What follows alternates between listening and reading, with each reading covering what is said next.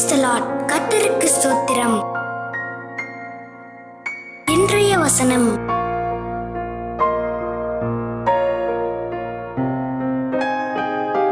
Mark 1:23 முதல் 26 வசனங்கள்.